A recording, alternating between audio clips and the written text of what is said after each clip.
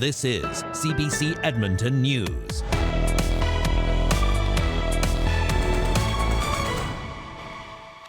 Good evening, and thanks for joining us tonight. A new audit report is highlighting deficiencies in how the City of Edmonton is handling its climate change strategies. The report shows that we're not hitting targets, but also have no methods to effectively measure and track progress. As Travis McEwen reports, City administration is open to improvements. With summer on the horizon and hot temperatures expected, Edmontonians have adjusted to smoke coming with it from nearby wildfires. It's one of the most apparent impacts in the city of climate change. 5 years ago, Edmonton Council showed it's taking it seriously as it declared a climate emergency. This is an emergency, and it requires our attention and our urgent care at the local level as well as at the national and planetary level to respond to this crisis, because the clock is ticking and we don't have long. But a new city audit showed some gaps. A lack of formally assigning roles and responsibilities for its climate strategies, and the need to improve its monitoring of progress in hitting those goals. City administration has accepted the recommendations, but it may take a year or two to implement them. I think it's also a good thing in a way because we're identifying where we're weak and where we need to improve. I think we've been saying to the city for a while that we would love to see us use metrics more and more often so that we can track, decision making better and how we're doing. Mayor Amarjeet Sohi says the report is a good way to keep the city accountable as it's committed to decreasing its impacts on the climate. Environmental sustainability is essential for well-functioning and well-being of all Edmontonians, as well as how we build our cities. That is why we are putting so much emphasis on climate change, on building resilient communities, and that direction should be followed by the entire administration. In the meantime, the city doesn't have a chief climate officer, a role the new city manager will be looking to fill with a new hire. Travis McEwen, CBC News, Edmonton. It was once billed as an entirely sustainable development, but today the city's in-house audit team says the community of Blatchford project is not living up to its expectations. But I am concerned about the slow pace of the development. So I look forward to the report that will come to us in October, and I would expect acceleration of the development on this site. Despite the growth Edmonton has seen in recent years, Blatchford has only 84 units. 2 years ago, there were 20, and the city mayor says that's not really a sign of success. According to the auditor's guidelines, the Blatchford Redevelopment Office will start formally reporting on their achieved goals by next year. Now, the controversy over the province's plan to open up more coal mining in the Rockies ramped up after a judge blasted the government and ordered it to release thousands of documents. The decision comes after a group of Southern Alberta ranchers started questioning what led to the province's reversal of a coal policy that had stood since 1976. In 2020, the ranchers put in a Freedom of Information request. They wanted government briefing notes, internal memos, reviews, reports, and correspondence. The ministry eventually released some of those documents, but after it refused to release more, the group successfully appealed the decision. We're certainly considering the application and appealing that decision because we think it's certainly going to have a dramatic impact on cabinet confidence. So Alberta's Minister of Energy says the government is considering making its own appeal of the judge's ruling. He says the province has already released everything it's required to by law. More disputes will soon be settled outside of Red Deer courtrooms. One of the things that's important to note here is that family law is often complex and is further, I think, heightened by the fact that emotions typically run very high. What we're trying to achieve here for all parties involved in family law matters is the opportunity and the ability to seek that sort of structured approach to getting help through informal and court alternative ways of looking for a resolution to their family law matters. A $3 million provincial expansion of the family justice strategy will hire more staff in Red Deer. The program started last December in Edmonton and Calgary. Since then, around 9,000 people tried using mediation or family court counselors. According to the province, resolving a parenting dispute in court costs the justice system about 4 times as much as mediation. Wait times to get before a judge can also be lengthy. Provincial opposition critics say a proposed new provincial bill poses risks to certain freedoms and is an attack of post-secondary institutions. If passed, Bill 18 would require provincial approval of federal funding. Now, the bill would give the province the power to vet all federal funding. That includes municipalities and research grants to post-secondary institutions. Academics pushing back say the province wants to impose politics on a nonpartisan process. Rachel Notley says she wants MLAs to hear those perspectives before passing the bill. Premier Danielle Smith says she wants to ensure that research funded by Ottawa includes all perspectives. New data is underscoring the growing opioid crisis across the country. A recent study is calling for targeted harm reduction policies to combat a jump in opioid deaths. Researchers at the University of Toronto found that opioids caused 1/4 of the deaths among people in their 20s and 30s. The study also said that between 2019 and 2021, the annual number of opioid-related deaths in Canada overall doubled to 6,200. Now, the biggest concern in our country is in Manitoba, where opioid-related deaths among 30-year-olds soared 5 times higher compared to 2019. Now, if you want to buy a recreational vehicle to drive this summer, you're in luck. It's right now a buyer's market. Sales soared during the pandemic, but have since sizzled. And many RV owners are trying to get rid of theirs. Paula Duhashuk has more. All right, here's the unit. Jason Huntley bought this RV in 2018, but with his kids growing up, he's trying to sell. Has all your everything you need from home on wheels. Emphasis on trying. It's been listed online almost a year. I've let the ad expire, as you would say, and then restarted it a few times. But interest is pretty minimal. Problem is, the market is very different from a few years ago. RV sales surged during the pandemic. It was a way that people could still travel and have family vacations while staying close to home. But these days, people who can afford to go on vacation can take an airplane to get there. Plus, amid high interest rates and inflation, other people who may want an RV just can't afford one anymore. People have a little bit less discretionary income, and so they may have delayed their purchasing. People aren't just putting off their purchases. A growing number are also selling off their RVs using the website rvdealers.ca. We get people trading in their units, and we also have the certain cases where people maybe decided to just get out of the lifestyle completely. It was basically turbocharged demand, and that's not sustainable permanently. Still, this analyst thinks the industry will bounce back. Many of these customers are going to stay in the outdoor lifestyle, and I think that's going to help sell more RVs longer term because you're going to have a wider customer pool than you did pre-pandemic. As for seller Jason Huntley, he still expects some short-term trouble unloading his RV. I don't believe we've seen the worst of it yet. He's still hoping to sell, but isn't holding his breath. Paula Duhashuk, CBC News, Calgary. Tesla is reportedly planning to lay off 10% of its workforce as it grapples with falling sales. Cuts could affect about 14,000 workers employed by the electric vehicle company. The details appear to be sent from an internal memo by CEO Elon Musk. Tesla's sales dropped sharply last quarter amid growing competition around the world. Even price cuts have failed to attract more buyers, with sales down nearly 9% in the first quarter this year compared to 2023.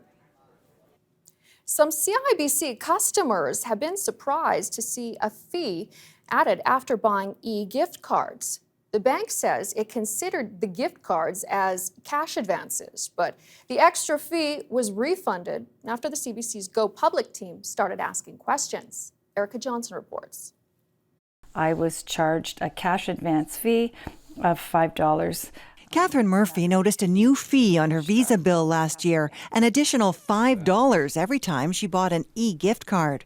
She'd purchased 3 gift cards totaling $45, got dinged $15 in fees.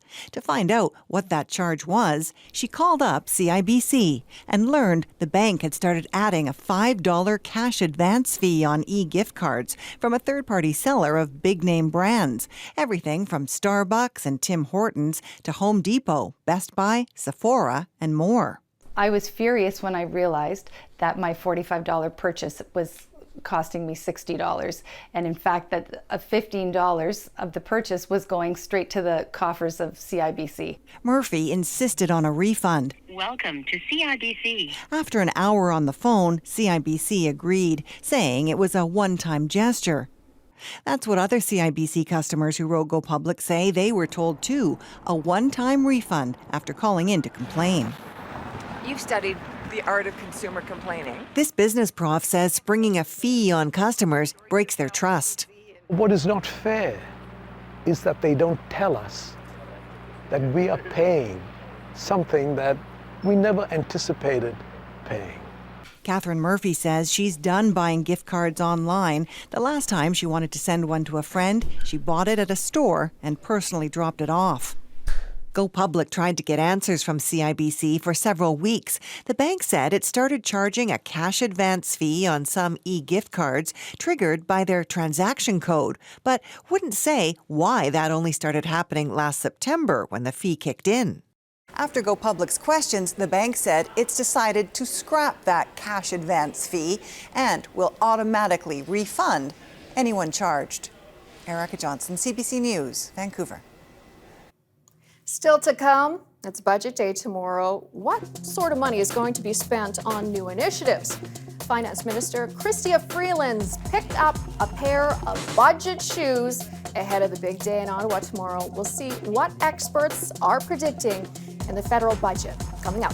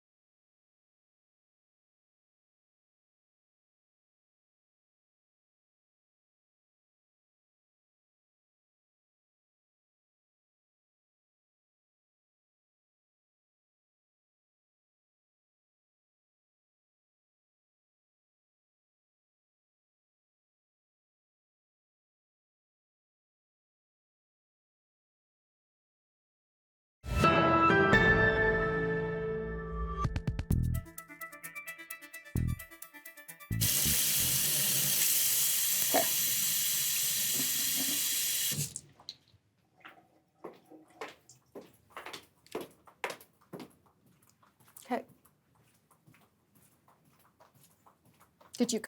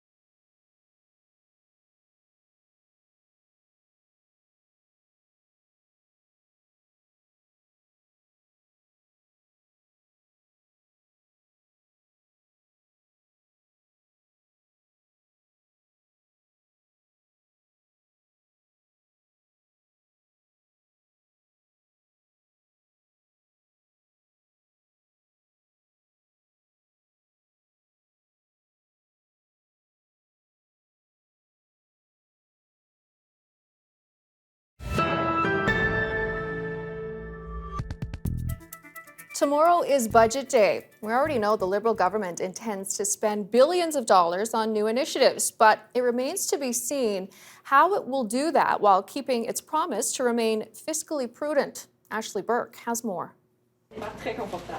A new pair of shoes for a budget that might feel like a retread. The finance minister's purchase from millennial and Gen Z entrepreneurs, the generation her party is trying to win over with its budget. We already have a good idea of what initiatives are in the budget, but we don't know how the government intends to pay for them. Our country cannot succeed unless young people succeed.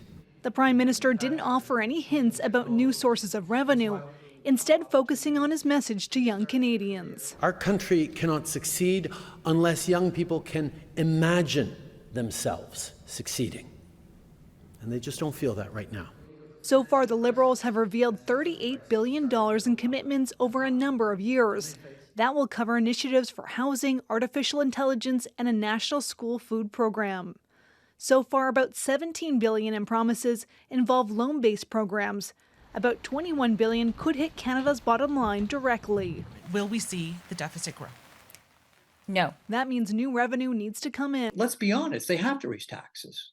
I mean, how else are we going to do this? I don't think that it should be a big secret, but can we do it in a thoughtful, provocative way? The NDP wants the government to make companies pay. Let's take on the corporate greed, which is driving up the cost of living.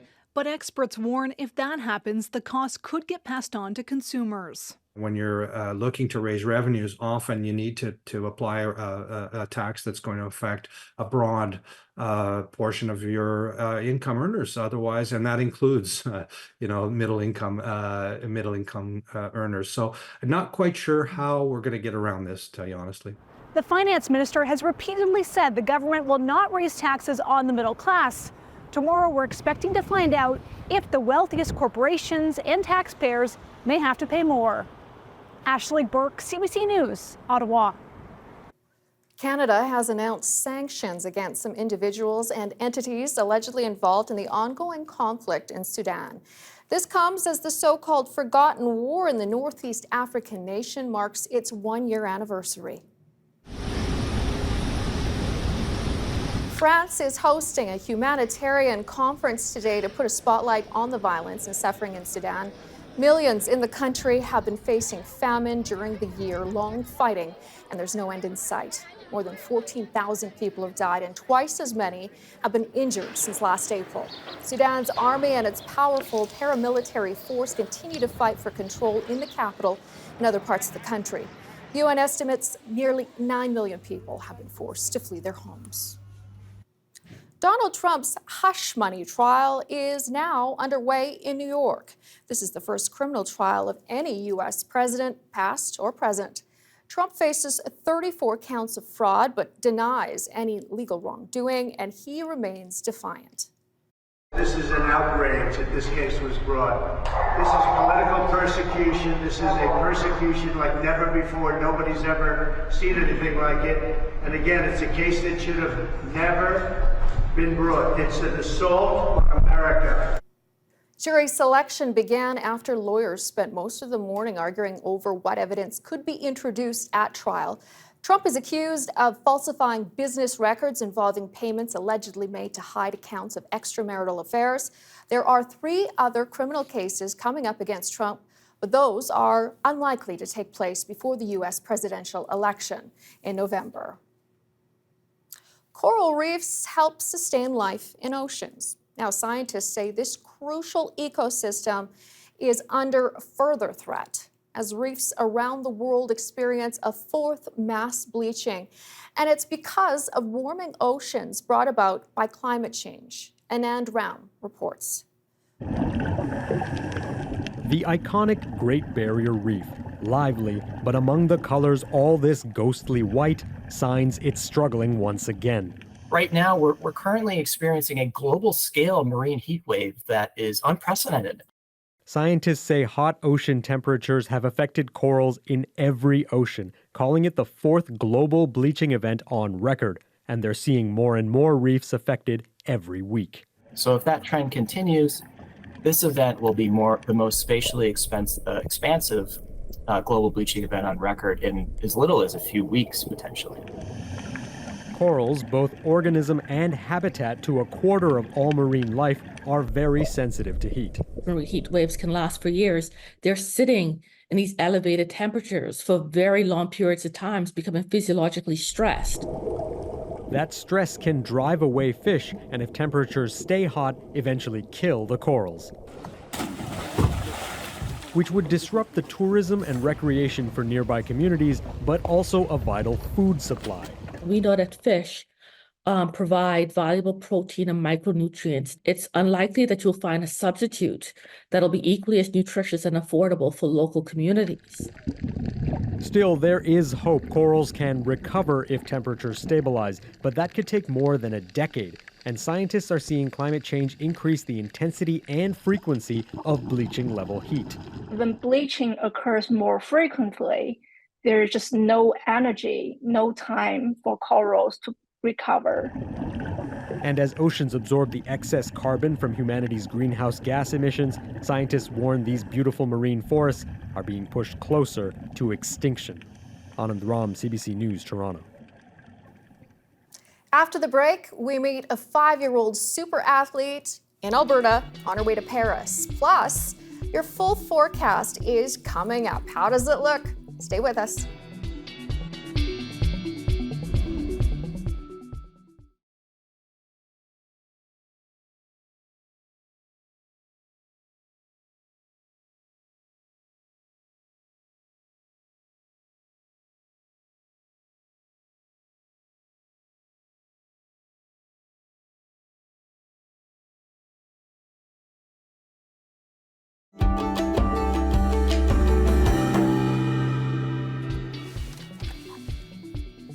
You don't need me there, do you? Nah.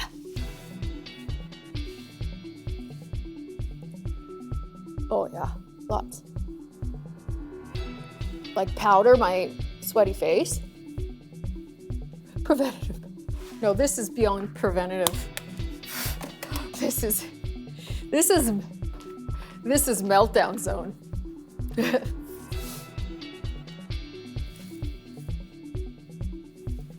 Yeah. Ooh, look at Medicine Hat. Mind if I see the precipitation map? I don't know why, just.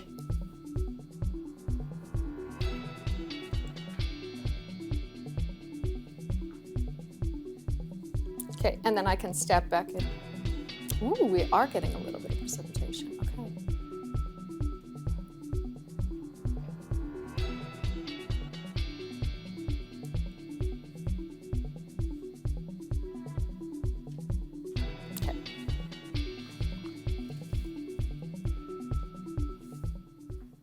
Boom.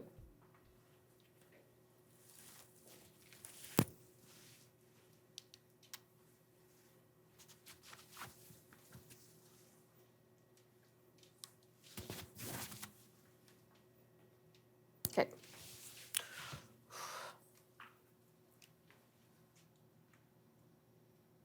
Good idea.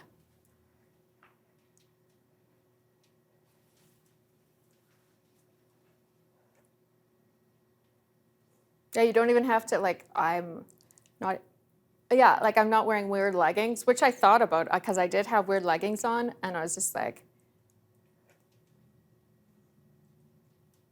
yeah, they did kind of go with the pattern of the dress. So like, but in person.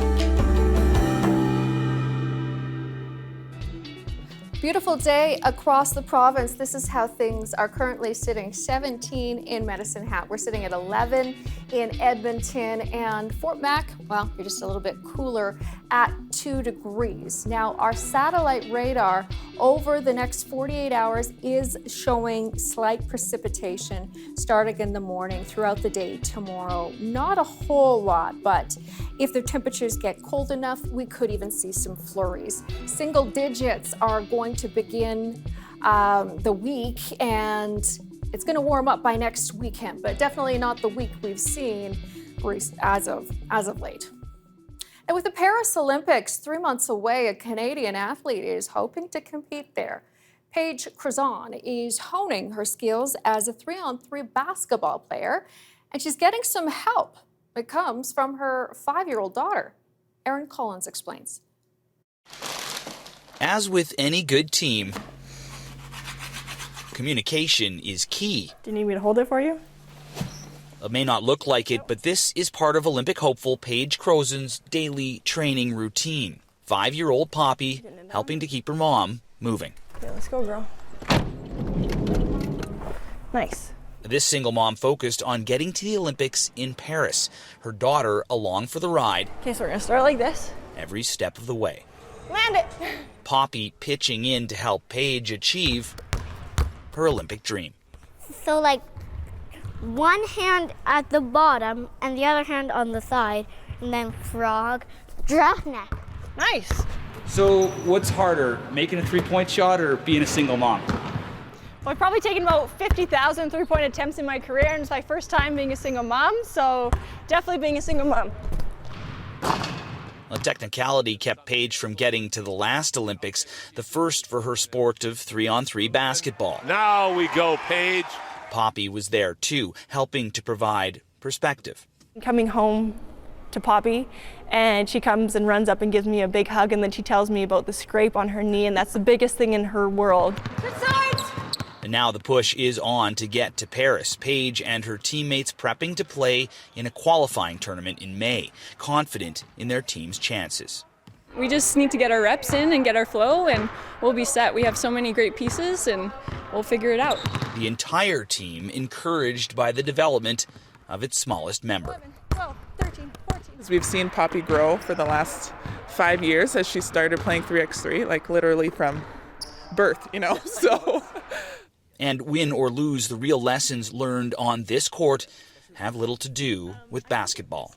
Find something that you love, something that you're passionate about, find a great group of friends and a community within that, and then do that for as long as you can, at whatever level you choose. I think we're at 2. This team already winning, no matter the score. Sometimes if you make bigger bunny ears, it is a little bit easier, but whatever your preference is. Erin Collins, CBC News, Lethbridge. Nice shot. What a sweet story. Poppy's such a great helper, and what an experience for her. She's going to be a basketball superstar one day. All the best to you, Paige and team. Now, it's the season of leaving the city and suburbs and enjoying nature. We're leaving you tonight with some animals at Elk Island. Can you guess what they are at Elk Island? I'll be back at 11 tonight. Thank you so much for joining us. We'll see you then. Good night.